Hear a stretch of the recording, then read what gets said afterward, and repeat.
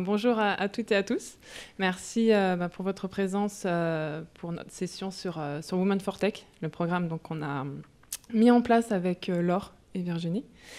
Donc Women for Tech, c'est un programme qui est là pour promouvoir en fait la reconversion des femmes dans la tech.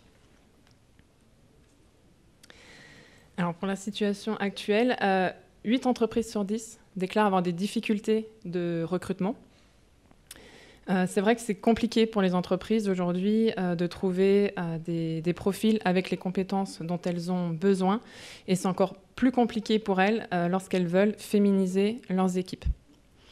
Aujourd'hui, on a, selon les études, entre 16 et 20% de femmes parmi les salariés du secteur de la tech qui sont sur des métiers techniques. Chez Outscale, on a 28% de femmes, tous métiers confondus, donc ce qui est quand même plutôt pas mal pour le secteur. Et on a 25 femmes qui sont plutôt sur des métiers vraiment techniques, qui sont à peu près 13%. On a donc beaucoup de difficultés à féminiser nos équipes, mais c'est également dû au fait qu'on n'a pas ces femmes sur le marché actuel de l'emploi, parce qu'elles ne se dirigent pas forcément non plus vers des formations techniques, des formations informatiques, donc forcément on ne les retrouve pas sur le marché du travail. Donc avec tous ces éléments, comment aujourd'hui on peut justement recruter des profils féminins, des talents féminins, si elles ne se dirigent pas forcément vers des formations techniques, des formations informatiques.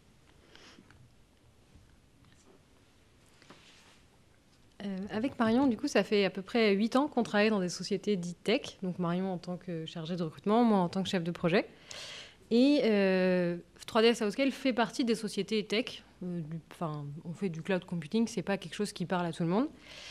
Et on a de la chance, de ce qu'a dit Marion, d'avoir 28% de femmes, là où la moyenne nationale, elle est à peu près de 20%.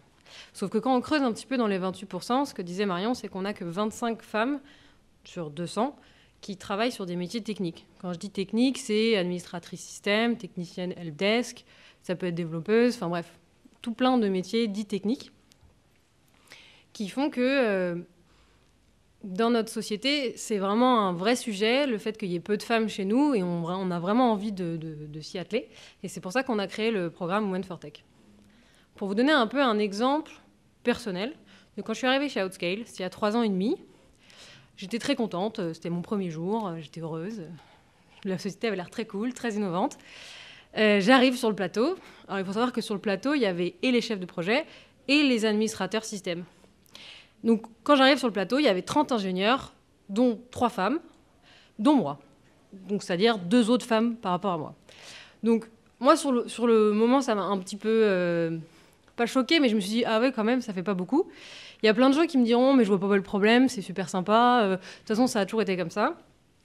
Alors oui, ça a toujours été comme ça. Clairement, je m'y suis adaptée. Tout le monde dans la boîte et dans toutes les boîtes de tech s'y sont adaptés. Mais je pense que c'est un vrai problème et je vais vous expliquer pourquoi je pense que c'est un problème. En gros, le monde de la tech a besoin de femmes pour moi 3 raisons. La première raison, c'est la richesse de point de vue et la mixité. Clairement, si dans une équipe, on met que des hommes qui viennent du même endroit, ou même que des personnes, parce qu'on n'est pas forcément sur homme-femme, c'est juste que c'est mon sujet aujourd'hui, donc forcément, je vais un peu en parler. Mais si on met que des personnes qui viennent du même endroit, logiquement, leur point de vue, leur façon de réfléchir, leur état d'esprit vont être très similaires. Et du coup, dans leur innovation, dans leur prise de recul, on va être très limité. Donc, si jamais on rajoute des femmes dans des équipes qui sont essentiellement masculines, on va pouvoir en fait avoir plus de points de vue, plus de richesse et surtout avoir des projets plus innovants. Donc les sociétés, si elles se coupent des femmes, pour moi, elles se coupent d'innovation qu'elles pourraient avoir avec ces femmes-là. Le deuxième point que le monde de la tech, normalement, pourrait... que le monde de la tech se prive, dont le monde de la tech se prive sans femmes, c'est l'exemplarité. Quand je dis ça, exemplarité, c'est les rôles modèles féminins. En gros, si aujourd'hui, on ne recrute pas de femmes dans les métiers, dans les sociétés tech, ces femmes-là, dans 10-15 ans, elles ne seront pas les rôles modèles qui donneront envie à d'autres femmes de venir dans les métiers tech. Alors, je ne dis pas que les femmes doivent être exemplaires dans les sociétés, je dis juste que si on veut donner envie, demain, à des femmes de venir chez nous, il faut qu'on les recrute maintenant et aujourd'hui. Et pour moi, le dernier point, qui est pour moi le plus important, il faut que les femmes puissent participer à la création du monde de demain. Demain, tout sera numérique. Je pense, toute activité, il y aura au moins un site internet, enfin, tout reposera sur le numérique. Et si les femmes, elles ne sont pas dans les sociétés actuelles de tech pour pouvoir participer à la création des outils de demain, les outils de demain ne seront pas adaptés à leur façon d'être. Je donne un exemple. L'IA. Si jamais une IA est faite uniquement par un groupe d'hommes, logiquement, leur résultat sera un peu biaisé et ne prendra pas en compte la moitié de la population mondiale. Alors vous allez me dire, oui, l'IA, c'est censé apprendre tout seul. Je suis d'accord, mais moi je parle juste du début. Quand on sort l'IA, logiquement, même si ça a été testé par des femmes, si ça n'a pas été conçu par des hommes, des femmes et tout type de diversité, logiquement, les outils ne correspondront pas.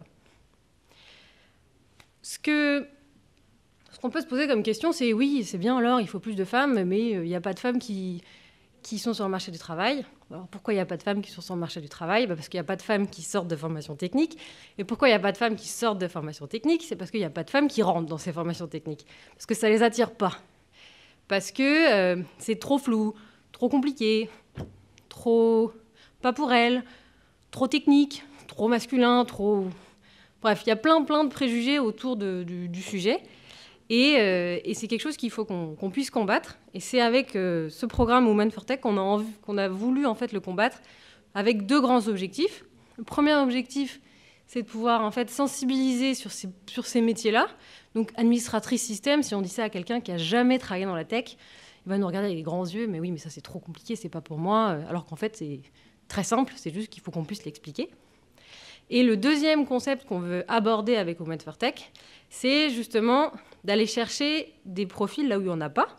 Donc, vu qu'il n'y a personne qui sort de formation, enfin, il n'y a pas assez de femmes qui sortent de formation technique, notre but, c'est d'aller les créer et du coup d'aller leur proposer des formations et de pouvoir en fait les former chez nous, en alternance ou en stage, pour pouvoir en fait les avoir chez nous et avoir plus de femmes chez nous. Donc, en fait, je vais laisser Marion présenter la suite.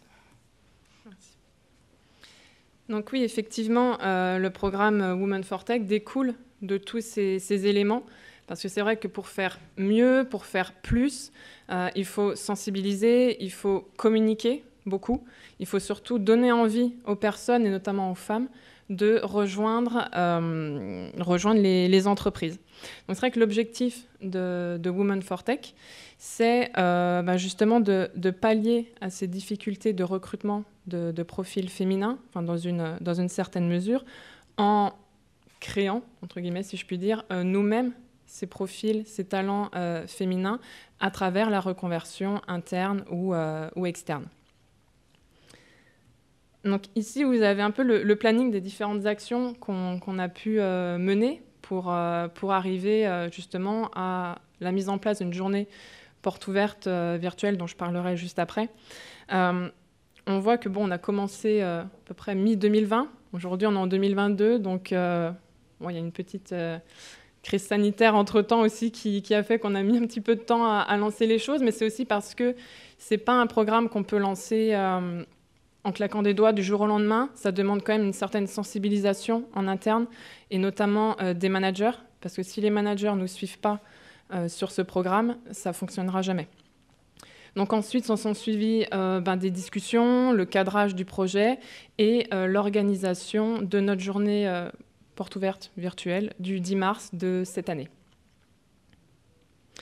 Donc en fait, la journée porte ouverte, elle avait plusieurs objectifs, et notamment ces 3 objectifs. Donc déjà d'informer sur nos métiers, les rendre plus accessibles, démystifier un peu, entre guillemets, ces métiers techniques.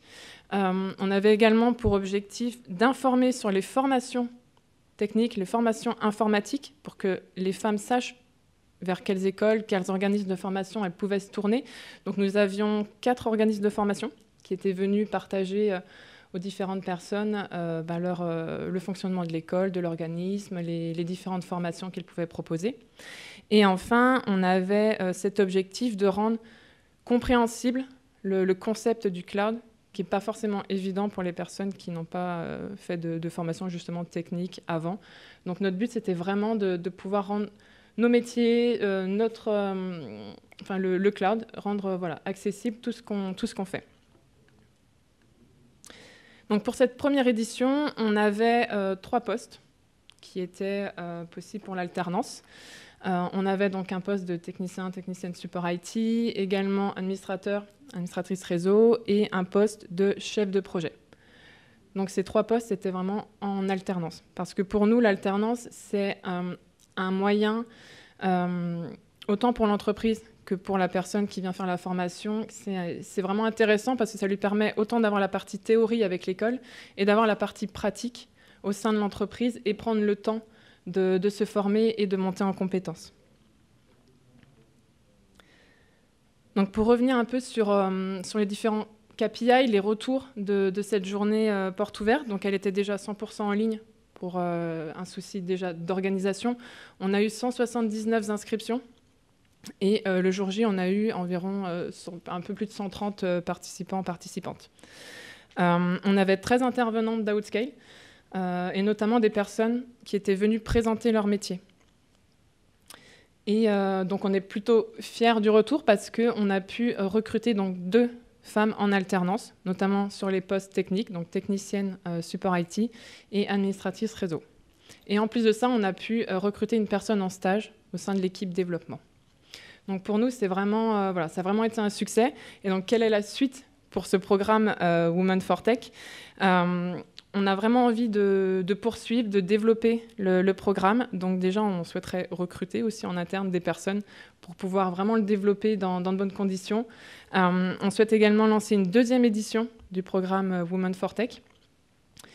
Toujours sur des postes d'alternance ou de stage.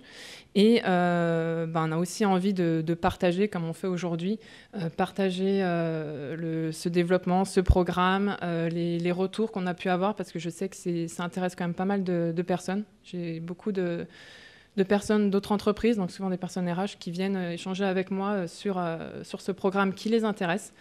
Donc voilà, on a vraiment envie d'organiser des events, d'organiser aussi des conférences, d'aller dans les écoles pour promouvoir ce programme. Merci à tous. Je ne sais pas s'il y a des questions.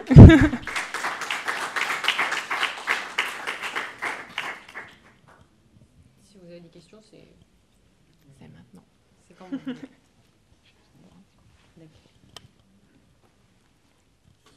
Oui, c'est par rapport au secteur d'où venaient les personnes qui ont été recrutées donc en alternance et en stage, pour savoir en fait dans quelle mesure il y avait un grand écart en fait par rapport à l'endroit d'où elles venaient. Elles, c'était toutes des filles. Ce sont des femmes, ouais. Alors en fait, elles venaient de secteurs plutôt créa. On a une personne qui était plutôt secteur design, créa, et une autre personne qui était vraiment plus sur la partie RH, communication, etc. Donc c'est vraiment des secteurs différents. Et donc elles font des formations qui les permettent de pouvoir monter en compétence vraiment sur la partie informatique. Mais c'est vrai que derrière, il y a quand même une appétence pour l'informatique forcément, et c'est vraiment nécessaire pour pouvoir intégrer aussi les écoles et pouvoir progresser au mieux.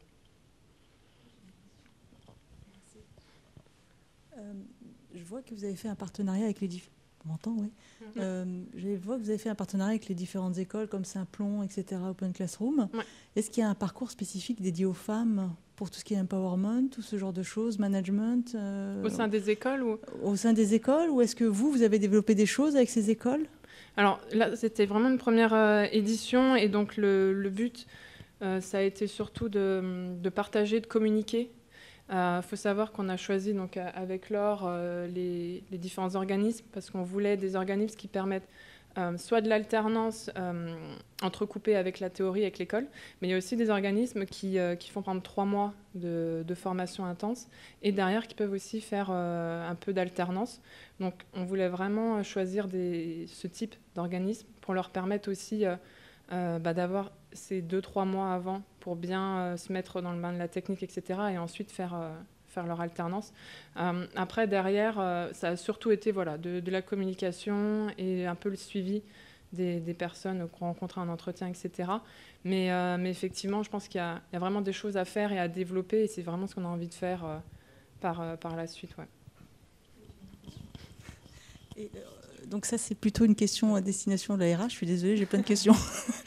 Est-ce que vous avez des programmes dédiés aux femmes chez 3DS, des femmes qui sont déjà chez vous? Alors, on n'a pas forcément de programme déjà, pour les femmes qui sont déjà chez nous. Maintenant, on essaye de mettre en place des choses, voilà, c'est pas le terme approprié, mais on essaye quand même de pas mal axer sur la QVCT, la qualité de vie, etc. Et donc, il y a des sujets, effectivement, qu'on veut mettre en place pour permettre aux femmes, justement, de se sentir bien dans l'entreprise et de pouvoir y rester. Parce que on sait aussi, je ne sais plus quel est le chiffre exact, mais il y a des femmes qui font quelques années dans des entreprises tech et qui ensuite quittent le secteur. Donc je pense qu'il y a des choses à faire là-dessus. Il faut vraiment qu'on fasse en sorte que l'entreprise soit un safe place aussi pour les femmes. Et voilà, je sais qu'il y a pas mal de choses à faire. Et c'est des sujets, effectivement, qu'on traite, qu'on essaye de mettre en place. Et voilà, il y a plein de choses, je pense, qui vont se mettre en place et qu'on va développer. Ouais. Est-ce que vous avez une idée de quel est le pourcentage de femmes qui sont inscrites dans les écoles qui font des tech? Quel est le pourcentage de réussite? Et quel est le pourcentage disponible de la population qui a fait des tech sur les marchés de l'emploi? Trop de questions. Non, après, j'ai pas les chiffres exacts. Je sais que j'avais lu récemment un article qui disait que sensiblement, ça augmentait un petit peu le nombre de jeunes filles qui se dirigeaient vers des formations informatiques. J'avais lu aussi une étude qui disait qu'il y avait à peu près 37% des jeunes filles qui voulaient aller vers des métiers, des formations informatiques. Après, je ne pourrais pas te dire exactement le pourcentage, mais il y en a quand même pas mal qui sont sur des, on va dire, des diplômes d'ingénieur, etc. Mais derrière, elles ne vont pas forcément non plus aller vers l'informatique, quoi. Mais après, voilà, pour ta réponse, je ne pourrais pas te donner exactement le nombre de réussites, etc. Désolée. J'ai pas les chiffres, désolée, mais j'ai une réponse. En gros, sur les formations, tu as beaucoup de femmes qui vont s'orienter vers du développement, parce que c'est des formations qui sont très courtes. En général, c'est 5-6 mois. Et ensuite, elles peuvent soit faire un stage de 2-3 mois, et puis elles peuvent rentrer. Et c'est pour ça que c'est aussi une raison pour laquelle nous, on a proposé des offres sur des postes qui sont un petit peu plus complexes. Bon, administratrice système, c'est 2 ans. Un an. Oui, ça peut être 2 ans. Ouais. C'est 2 ans d'alternance. Et en fait, du coup, ça fait un peu plus peur. Et c'est, en fait, au niveau du poste de développement, c'est assez, c'est assez fashion de venir et de te reconvertir en développeuse. En revanche, administratrice système, technicien helpdesk, c'est un petit peu moins prisé. Après, je n'ai pas les pourcentages, mais je les note, je te les donnerai.